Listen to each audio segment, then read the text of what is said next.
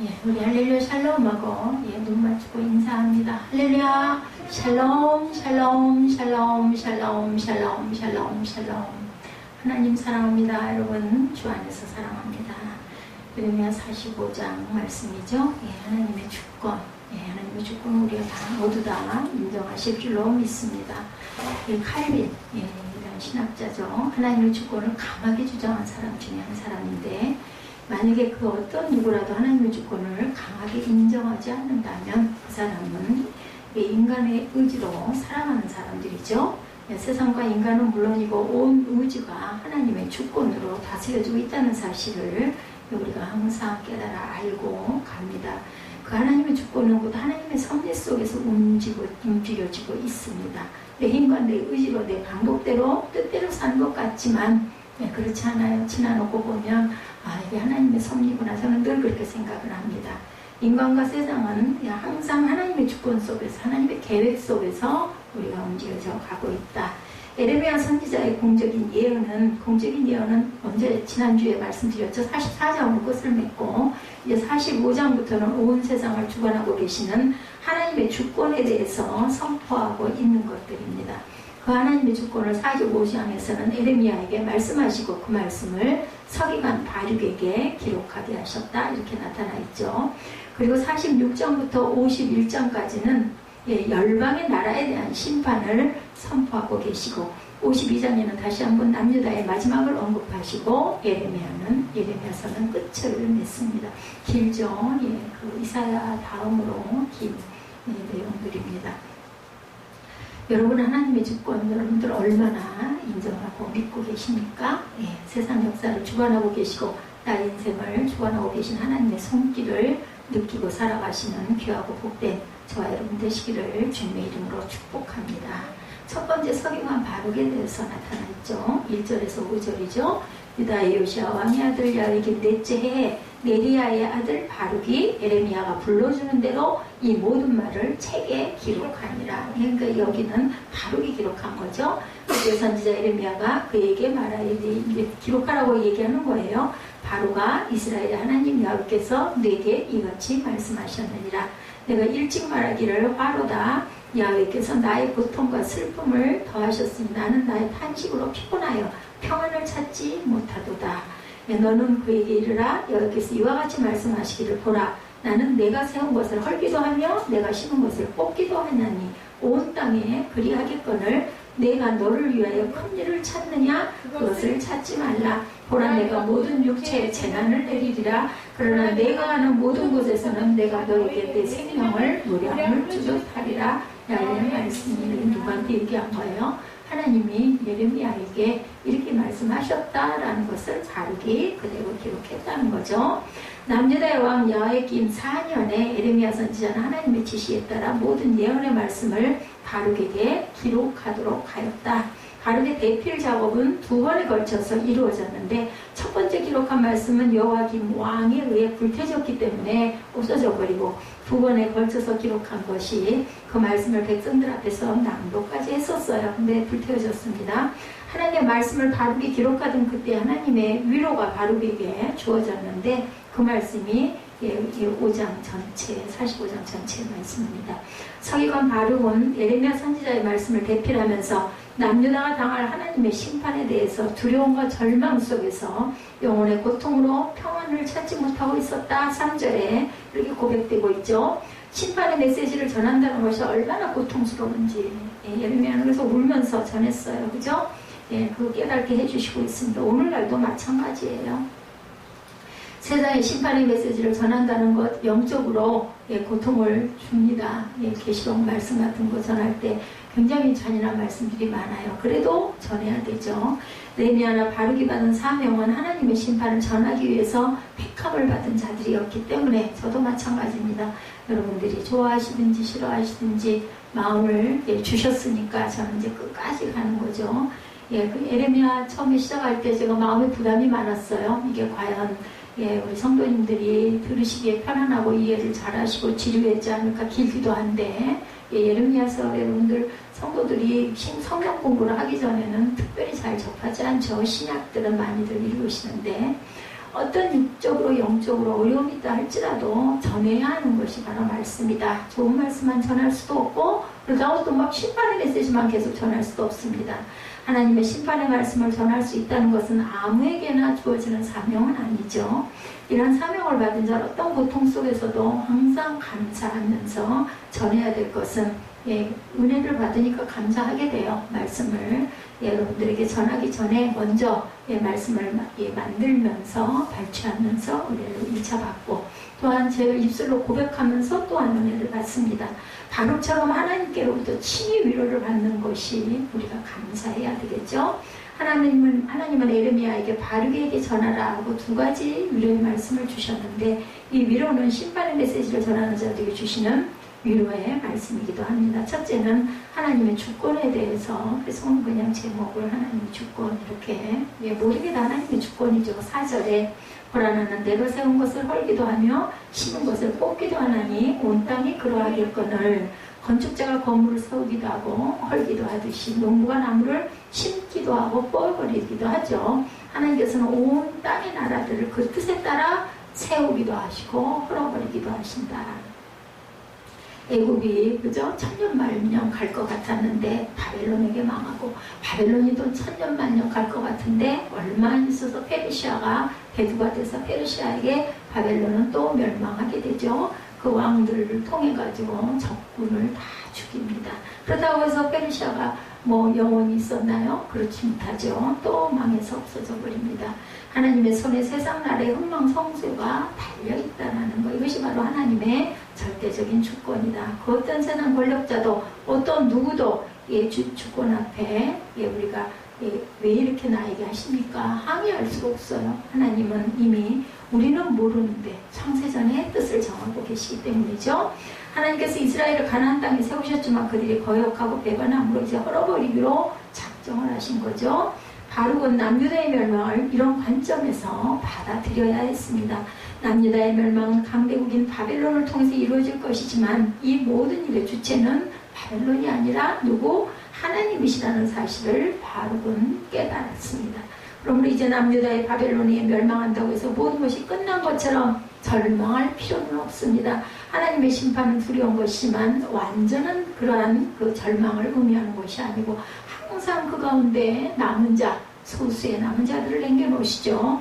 하나님의 절대 주권을 믿는 가운데 심판을 받아들이고 다시 회복할 날이 올 것을 바라보아야 되겠다. 우리의 삶도 마찬가지입니다. 마지막 때에 있을 하나님의 심판을 두려워하고 절망하고 좌절할 것이 아니라 다시 오실 예수 그리스도와 그의 나라에서 우리가 천년 동안 천년잔치에 참여하기 위해서 오늘도 하나님께 여러분들 주일이 왜 주일이 생겼는지 혹시 아세요? 엿새째 심히 보기 좋았더라 했었어요. 그래서 안식교는 지금도 토요일을 안식일로 지키죠. 안식교들은 토요일날 지킵니다. 왜 주일날 여러분들 예배 드리시고 하나님의 날이다 이렇게 합니까? 예수 그리스도가 주일날 새벽에 부활하셨기 때문에 7일째 되는 날을 저희는 하나님의 날로 지키고 있는 겁니다. 마지막 때 심판의 메시지를 담대하게 전하는 저와 여러분들이 되어야 할 줄로 믿습니다.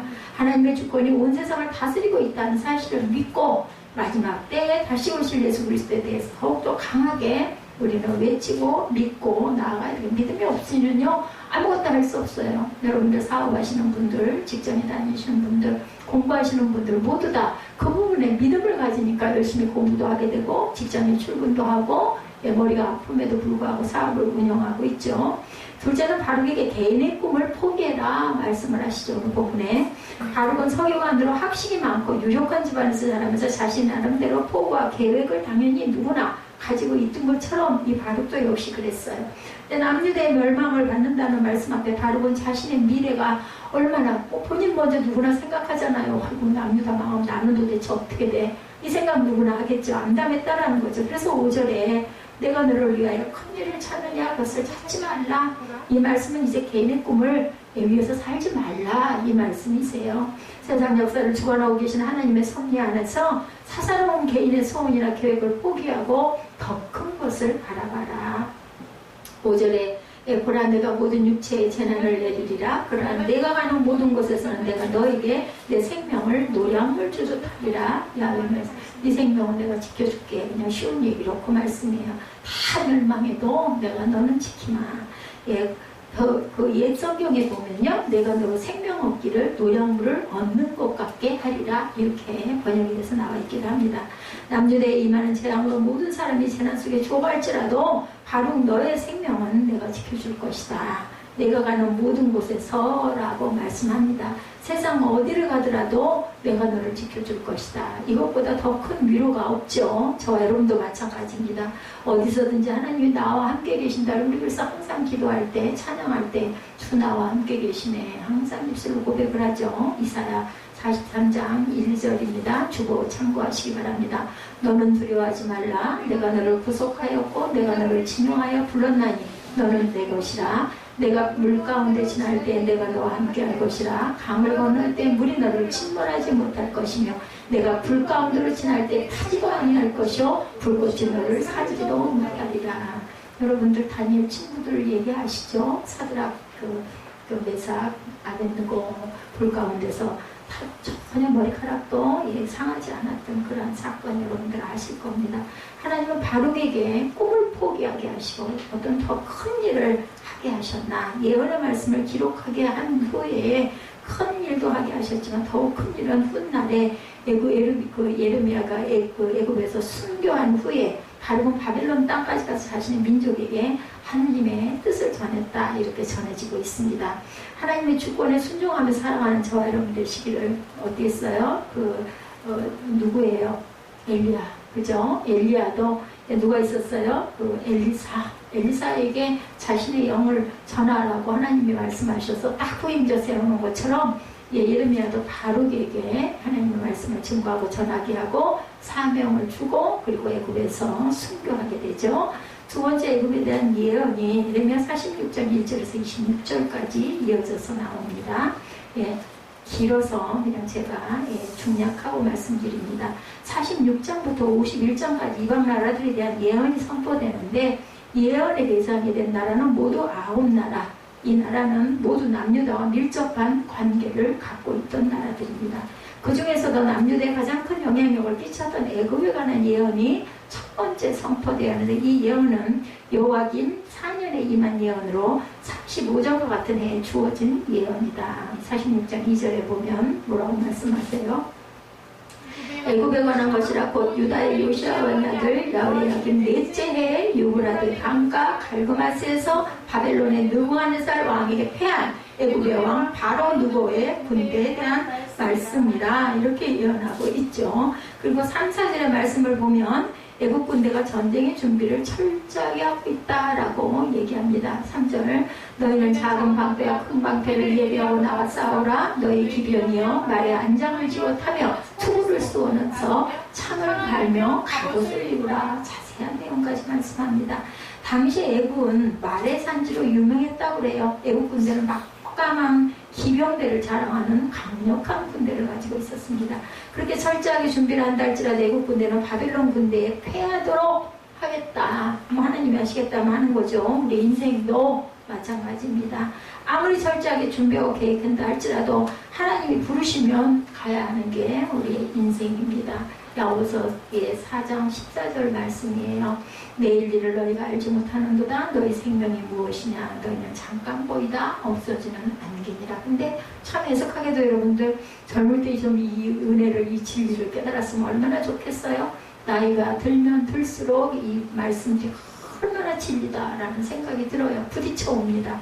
예, 맞아요. 내일 일을 어떻게 알겠지. 제가 요즘에 보니까 70이 넘으신 분들도 굉장히 건강하시거든요. 제가 어제도 그 교회 봉사하는 이야기 잠깐 했지만은 70이 넘으셨더라. 그분도 건강하니까 그냥 보통 70대가 예전에 한 50대, 60대 그죠? 중후반 그 정도인 것 같아요. 그 시대로 보면 제가 이 나이에 이렇게 되리라고 제가 어떻게 알았겠어요. 그냥 건강할 줄 알았고 참 유지할 줄 알았죠.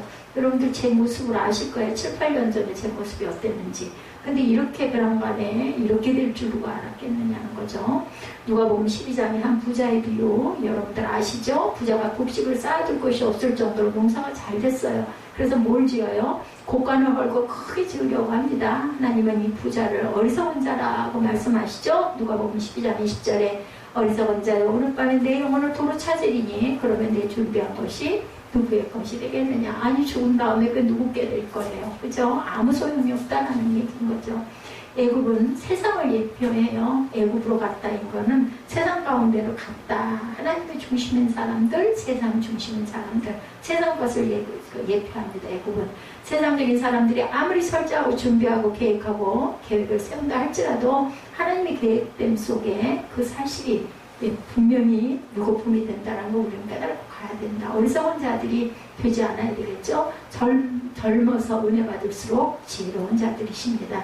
왜냐하면 은혜 받고 갈 시간이 길잖아요. 땅에서 평안을 누리실 기회가 많습니다. 또 고난이 온다 할지라도 이걸 통해서 하나님이 나에게 뭘 보여주시려고 무엇을 준비하게 하시려고 또 때로는 내가 단단해져야 되기 때문에 내가 훈련을 받아야 되기 때문에 아니면 내 귀한 삶을 더 귀하게 여기게 하시려고 이런 뜻들을 갖고 계시다는 걸 여러분들은 깨달아 알게 됩니다. 근데 세상 사람들은 고난이 오고 환난이 오면 막 화내고 짜증내고 괴로워하고 절망하고 그죠? 낙심하고 근심합니다. 이게 믿음의 사람과 아닌 사람의 차이. 믿음의 사람들은 똑같이 이런 환난을 당해도 딛고 일어나고 감사하게 되는데 세상 분들은 그렇지가 못하죠. 원망하고 누구 탓을 열심히 하다가 결국은 병들게 된다는 거 얼마나 은혜입니까? 놀라 물러가며 폐하여 황급히 도망할 것이며 두려움에 떨 것이며 5, 6절 2장 46장 5, 6절이에요. 놀라 물러가며 폐하여 황급히 도망할 것이며 두려움에 떨 것이며 발이 빠른 자도 도망하지 못하고 유브라데 강가에서 죽을 것이다. 6절 볼까요? 발이 빠른 자도 도망하지 못하며 용사도 피하지 못하고 그들이 다 북쪽에서 유브라데 강가에 넘어지며 엎드러지는도다. 7절 강에 물이 출렁임 같고 나일강이 불어난 같은 자가 누구냐 이렇게 얘기하고 있습니다. 애국 군대는 바벨론 군대 앞에 싸움 한번 제대로 해보지 못하고 도망치기에 급급했다는 뜻이죠. 하나님의 예언대로 BC 605년에 갈그마스 전투 굉장히 유명합니다. 애국은 대패를 하고 두 번 다시 국경을 넘어 도망을 못 갑니다. 죽었다라는 거죠. 바벨론 군대가 강해서 애국 군대를 이긴 게 아니라는 겁니다.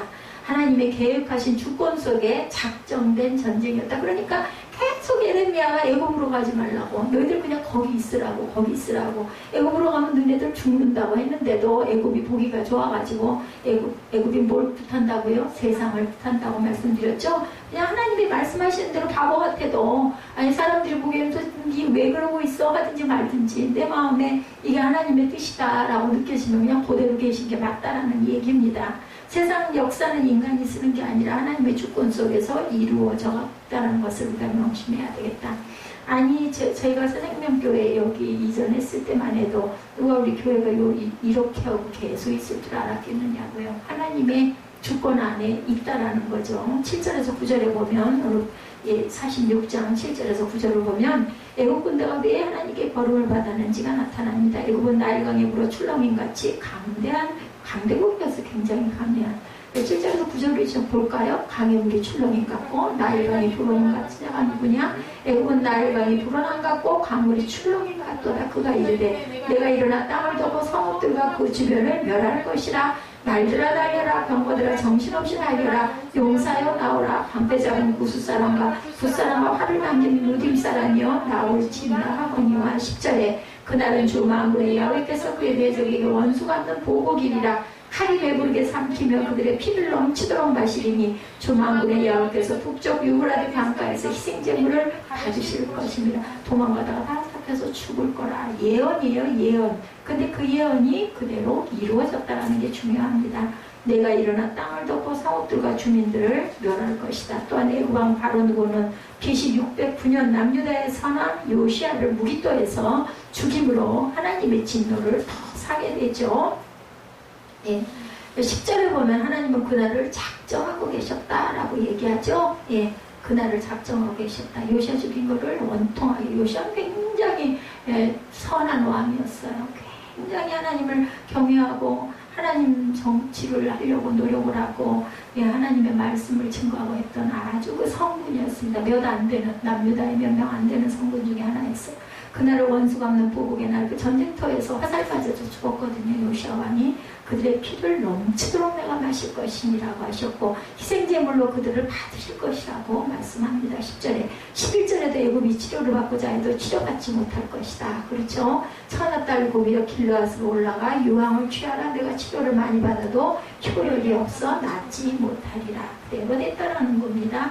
길르앗의 유황은 치료제로 굉장히 좋은 약임에도 불구하고 아무리 좋은 약을 사용해도 치료받지 못할 것이다. 이것은 곧 애굽의 세력이 다시는 회복되지 못한다라는 겁니다. 실제로 애국 군대는 갈그마스 전투 이후로 국제무대에 오늘날까지 다시는 한 번도 세력을 펼치지 못했다. 12절에도 전쟁에서 패한 애굽의 수치가 다른 나라에 퍼질 것이고 전쟁에 패한 고통의 부르짖음이 온 애굽에 가득하겠고 용사가 용사에 걸려 넘어지도 죽임을 당한 군사들의 시체가 산더미처럼 쌓일 것이다. 그런데 이것이 끝이 아니에요. 13절에서 26절에도 보면 바벨론이 다시 애굽 땅을 침략할 것이라는 예언을 하고 있습니다. 이따가 우리 점심 후에 자세하게 그 46장을 한번 읽어보도록 하죠. 이 예언이 성취된 시기에 관한 성경학자들마다 이견들이 많습니다. 갈그마스 전쟁 후 1년 후인 BC 604년으로 보는 견해도 있고 남유다 멸망 이후 BC 568년 경우로 보는 견해도 있으니까 조금 후에 아니면 조금 전에 멸망이 됐다라고 얘기했다는 거죠. 구체적인 시기가 중요한 게 아니고 중요한 것은 강력한 애굽이 다시 바벨론의 세력으로 무참하게 멸망되었다라는 사실. 중요한 사실은 이 모든 것이 어디에 하나님의 주권 안에 있다. 15절 우리 한번 보죠. 너희 장사들이 쓰러지면 어찌함이냐? 그들이 서지 못하면 야훼께서 그들을 몰아내신 까닭이라. 정확하게 야훼께서 그들을 몰아내셨다. 당시 애국 군대는 이웃 나라들로부터 많은 용병을 그 병사들을 돈을 주고 사서 썼어요. 그 시대에도 보면 전쟁에 우리 병사가 안 되겠다 하면은 이웃에서 사다 씁니다. 그 전에 나오는 구수 에티오피아이죠. 붓은 소말리아입니다. 루dim은 아프리카를 의미합니다. 그 사람들을 용병으로 쓰고 있었는데 용병들은 뭐 했다고요? 도망가기에 급급했다. 17절에 용병들의 소리를 들어봅니다. 17절 잠깐 보죠. 그들이 그곳에서 부르짖기를 애굽 왕이 망하였도다. 그가 기회를 놓쳤도다. 이렇게 얘기합니다. 18절에 만군의 여호와라 일컫는 왕이 이르시되 나의 삶으로 맹세하노니 그가 과연 신들 중에 다볼같이 해변에 갈멜같이 오리라. 그들이 그곳에서 부르짖기를 하죠. 애굽의 바로 왕이 망하였도다. 그 기회를 놓쳤다다. 망했다라는 말을 원문 그대로 번역하면요. 애굽 왕 바로는 단지 소리뿐이다. 이렇게 나타나 있습니다. 바로 king of 애굽 is but a noise 이렇게 나타나 있습니다. 그동안 애굽 왕 바로를 신의 아들처럼 여겼지만 바벨론에게 처참하게 패배하는 모습을 보고 무능한 인간에 불과하다라는 사실을 그들은 깨달았다라는 거죠. 세상 그 어떤 것이 바로 왕처럼 무지하고 있지는 않은지 우리는 혹시 바로 왕 여러분들 이름만 들어도 아시죠? 얼마나 폭군이었는지. 그날에 하나님이 작정하신 그날에 나의 눈앞에서 비참하게 무너지는 모습을 보는 자들이 우리가 되지 말아야 되겠죠. 18절에 보면은 만군의 야훼가 일컫는 왕이르시되 나의 삶으로 맹세하는 그가 과연 산들 중에 다볼같이 해변의 갈멜같이 그 전부 다 무너질 것이다 라는 얘기입니다. 과연 산들 중에 다볼같이 해변의 갈멜같이. 바벨론 왕이 첫 볼 때 모습을 두 가지로 말씀하셨는데 산들 중에 다볼같이 해변의 갈멜같이. 산들 중에 다볼같이라는 다볼산은 해발 540m로 이스라엘 북쪽 땅 이스라엘 평원에 우뚝 솟은 웅장한 산을 가리킵니다. 해변의 갈멜은 갈멜산을 의미합니다. 해발 510m로 서쪽 지중해 쪽으로 서 있는 웅장한 산들이에요. 이 두 산이 마치 평원을 향해 달려오는 형상을 하고 있는 것처럼 바벨론 왕이 큰 세력을 가지고 너희를 덮쳐내리겠다라는 뜻입니다. 19절에 하나님은 애굽에게 경고하죠. 애굽 백성들은 포로로 끌려갈 준비를 해라. 그들이 그렇게 자랑하던 애굽의 수도 노브 불에 타서 항구지가 될 것이다. 20절에서 22절까지 애굽의 마지막 심판의 날을 세 가지로 표현하고 있습니다. 20절에서 22절 잠깐 읽죠. 애굽은 심히 아름다운 암송아지일지라도 북으로부터 쇠파리떼가 줄고도리라. 또 그 중에 고용꾼은 살찐 수송아지 같아서 돌이켜 함께 도망하고 서지 못하였나니 재난의 날이 이르렀고 벌받을 때가 왔습니다. 애굽의 소리가 뱀의 소리 같으니 이는 그들의 군대가 벌목하는 자 같이 도끼를 가지고 올 것이다.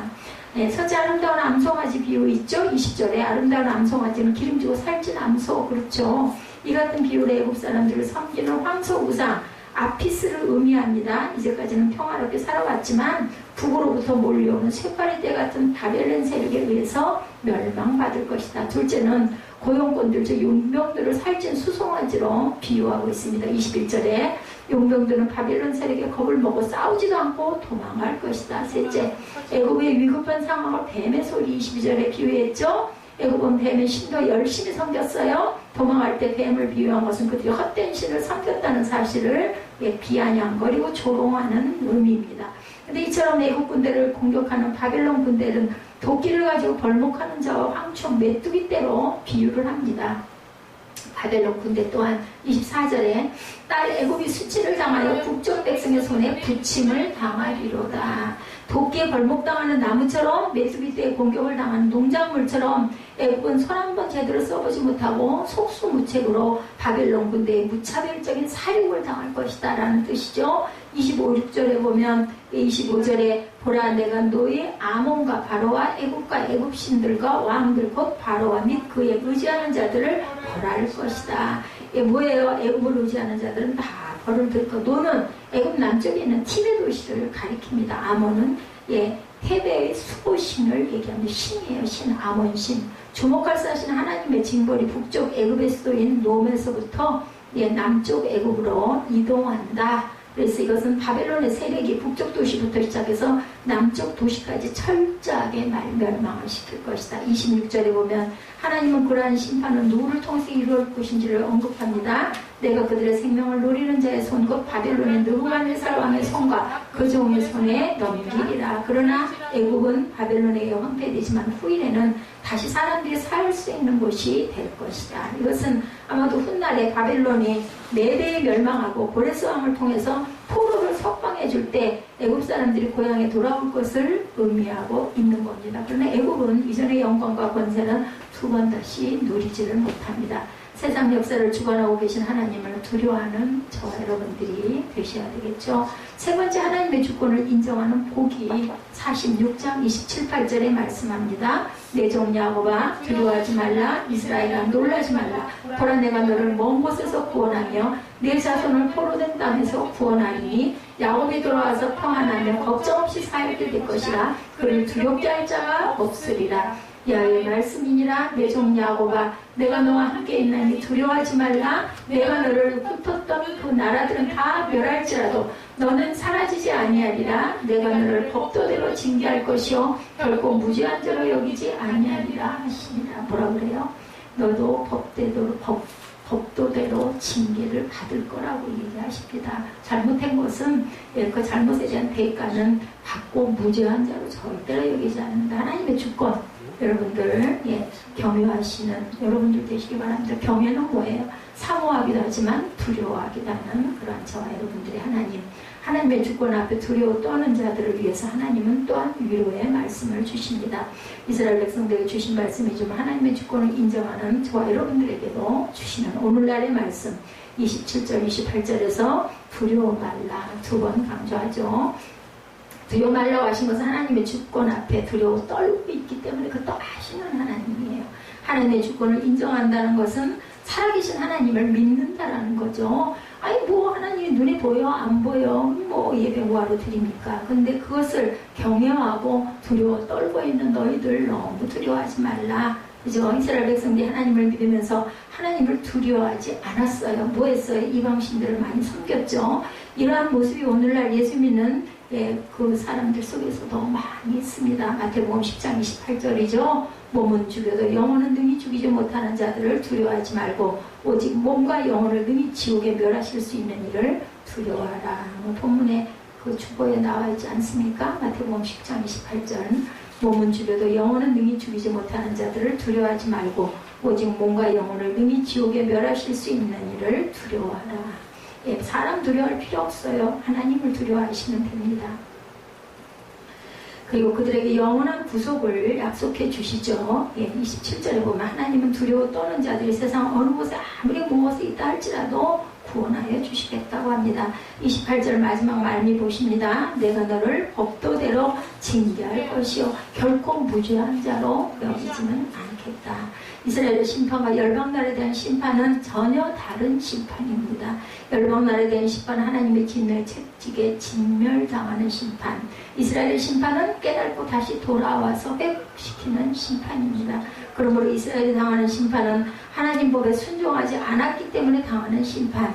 하나님 법대로 징계한 후에 때가 되면 회복시켜 주시는 심판. 이것이 바로 하나님의 주권입니다. 하나님의 특별한 택함을 받은 이스라엘이라 할지라도 죄의 문제를 해결하지 않으면 결코 회복될 수가 없다. 이것이 바로 하나님의 공의입니다. 이레미야 17장 10절이죠. 나 야훼는 심장을 살피며 폐부를 시험하고 각각 그의 행위와 그의 행실대로 보응하신다. 로마서 2장 6절입니다. 하나님께서 각 사람에게 그 행한 대로 보응하시되 우리들의 죄를 짓고 예수 그리스도의 피로 회개하고 죄사함을 받지 못하면 하나님의 공의는 하나님의 법대로 징계할 수밖에 없다. 오늘날 저와 여러분들이 사는 이 시대에 죄악이 만연합니다. 믿음의 사람들이 자신의 죄에 대해서 가슴을 치는 회개가 없기 때문에 하나님께서 결코 보응을 받고 있는 것을 세상을 그것들을 악인과 죄인들이라고 말씀하고 있습니다. 잠언 11장 31절이죠. 보라 의인이라도 이 세상에서 보응을 받겠거든 하물며 악인과 죄인이리요 말씀합니다. 가슴을 치는 회개가 없기 때문에 하나님께서 지금도 보응받고 있다는 사실을 우리가 깨닫지 못한다. 이 세상에서 보응하겠다고 말씀하세요. 죽어서 지옥 유황불목에서 고통당하는 보응이 아니라 이 세상에서 보응을 받을 것이다. 하나님의 주권 앞에 두려움을 가지고 하나님 법에 순종하며 살아가는 저와 여러분들이 되셔야 되겠죠. 그런 자들에게 하나님은 두려워하지 말라. 내가 어디서든지 너와 함께하리라 위로하십니다. 세상 사람들은 하나님을 절대로 안 두려워해요. 그것은 인간 스스로 하나님의 살아계신과 주권을 인정하기 때문에 나오는 불신앙적인 마음. 누가 하나님께서 성령으로 우리에게 부어주시는데 그걸 인정하지 않고 믿지는 않으니까 임하시지 않죠. 하나님의 택함 받은 자들은 하나님을 두려워하여야 하고 하나님의 주권을 인정하며 살아갈 때 두려워하지 말라는 음성을 듣게 됩니다. 여러분들 들어보셨습니까? 두려워하지 말라. 내가 너와 함께합니다. 보면은 구약에 나온 여호수아도 모세도 모두 다 두려워하지 말라. 야곱에게도 이삭에게도 아브라함에게도 두려워하지 말라. 내가 너와 함께함이라 말씀합니다. 여러분들 안 들어보셨습니까? 저는 듣습니다. 하나님을 두려워하는 마음을 가지고 살아가시는 저와 여러분들 그 주권을 믿을 때 하나님께서 세상 끝날까지 나와 함께 하시고 내가 잘못된 것이 있다 하더라도 내 눈에서 뭐라고 했어요? 계시록에 눈물을 닦아주시리라. 예수님께서 수건 준비하고 계세요. 너 오면 내가 너 그동안 많이 고생했지? 네 눈물 내가 닦아줄게. 위로하시죠. 그렇기 때문에 믿는 사람들은 땅에 있으나 천국에 가나 전혀 두려움이 없습니다. 그냥 놓고 가는 가족들, 그죠? 아직 어린 아들이 있다면 그게 좀 안타깝지. 나머지 부분은 또 그엔 또 없으면 없는 대로 또 잘 살아가도록 하나님이 지켜주시지 않겠습니까? 메대는 헬라 제국 알렉산더 대왕에게 멸망되었고 헬라 제국은 로마에 의해서 멸망되었고 로마는 동로마 서로마로 갈라지면서 스스로 자멸해버립니다. 어느 누가 하나님의 주권 속에 세상이 움직이지 않았다라고 말할 수가 있겠는가? 그런 자들이 있다면 정말 무지하다고 밖에 볼 수가 없습니다. 우리나라 저는 지금도 또렷이 기억해요. IMF 때 우리나라 망한다고 그랬거든요. 하나님이 세우셨어요. 그건 하나님의 은혜고 하나님의 주권인데 왜 해야 할 일이 있겠죠. 그죠? 살려놓으시는 거는 아직 할 일이 있기 때문이에요. 나라도 마찬가지, 개인도 마찬가지입니다. 세상에 어떤 신이 나라를 폐하고 세우고 왕을 세우고 폐할 수가 없죠. 하나님의 주권을 외면하고 무시하면 하나님의 주권에 도전하는 자가 없다는 것, 그것을 우리가 깨달아 알아가야 되겠다. 하루를 살아가는데 무슨 일을 알 수 없는 우리들이죠. 10분 후에 무슨 일이 일어날지. 아니 건강관리 아무리 잘하면 뭐래요? 참 건강한 사람들 굉장히 부럽습니다. 저는 가고 싶은데 마음대로 가는 길에 지나다니는 사람들 보면요 저는 다 부러워요. 예, 그리고 제가 젊은 시절에 어디 갈 때 땀 흘리고 힘들죠. 다리 아프고, 그러고 낑낑대고 했던 짐 들고 다니면서도 그렇게 짐은 맨날 많이 들고 다녔는지 몰라요. 그게 정말 힘들었어요. 그리고 그냥, 아우, 다리 아파. 다시는 안 갈 거야 했는데, 지금 생각해보니까 그때가 얼마나 행복했었는지, 그걸 어떻게 알아요? 모르는 거죠. 그래서 우리 인생이, 아까 뭐라 그래요? 안개와 같다. 맞습니다. 안개와 같습니다. 여러분들 지금 40이죠. 예, 뭐 90세까지, 100세까지 산다 해도 40, 50년 나이가 먹으면 먹을수록 그냥 뭐 물 흘러가는 것처럼 시간이 그렇게 빨리 흘러갈 수가 없어요. 눈 깜짝이라는 말 딱 맞습니다. 우리는 알게 모르게 하나님의 주권 속에 살아가고 있다는 것을 인정하시고 하나님께 맡기는 삶을 사시기 바랍니다. 하나님의 주권을 온전히 인정하는 자는 자신의 의지대로 생각대로 절대로 살아가지 않습니다. 하나님은 인간들에게 뭘 주셨어요? 자유의지. 예, 선택의 자유를 주셨어요. 그럴 때 어떤 걸 선택해야 할까요? 하나님 중심으로 선택하시면 됩니다. 인간을 짐승들처럼 대우하지 않겠다라는 의미예요. 너희는 네가 선택할 자유를, 주권을 주겠다. 그러므로 인간은 하나님의 주권을 인정하며 살 수도 있고 거부하며 살 수도 있습니다. 아담 지으셔가지고 제일 먼저 뭐 했어요? 데리고 나가가지고 네가 이름을 지어라. 그죠? 들의 꽃들, 뭐 산, 짐승들 다 보여주면서 아담이 이름을 짓습니다. 그거는 네가 거느리라는 뜻을 갖고 있습니다. 우리 자녀들, 우리가 엄마 아빠들이 이름을 짓기도 하고 아니면 뭐 목사님에게 이름 좀 지어주십시오 하기도 하죠. 왜 그래요? 잘 자라가게 하려고. 하나님이 지어주시는 이름처럼 귀한 이름은 없는 줄 믿습니다. 시편 23편 3절에 내 영혼을 소생시키시고 자기 이름을 위하여 어디로? 의의 길로 인도하시는구나. 세상 역사를 주관하고 계신 하나님의 내 인생도 당연히 주관해 주십니다. 왜? 맡길 때. 그죠? 인정하지 않고 맡기지 않으면, 선택 안 하면은, 그래, 그럼 너는 그렇게 살아라. 내버려 두셔요. 잠언 16장 9절에 사람이 마음으로 자기의 길을 계획할지라도 그의 걸음을 인도하시는 이는 야훼이십니다. 입술로 고백하시고 그대로 행하시기 바랍니다. 인간이 스스로 계획한다 할지라도 그 길을 인도하시는 분은 하나님이시다. 잠언 19장 21절에 사람의 마음에는 많은 계획이 있어도 오직 야훼의 뜻만이 완전히 서리라 라고 합니다. 우리가 많은 계획해요. 근데 제가 이제 이 나이가 되고 이 모습이 되고 나니까요, 절대로 내일을 내가 계획하지 않습니다. 알 수가 없어요. 할 수가 없고 자신이 없고 하나님이 하셔야지 내가 어떻게. 다들 그래. 목회자들 보면요, 하나님이 하셔야지 제가 어떻게 해요. 이렇게 합니다. 내가 하려고 하면은 아무것도 되는 일이 없어요. 될 수가 없는 거죠. 인간이 아무리 많은 계획을 세우고 나간다 할지라도 오직 하나님의 공의의 뜻만 결과적으로는 나타난다.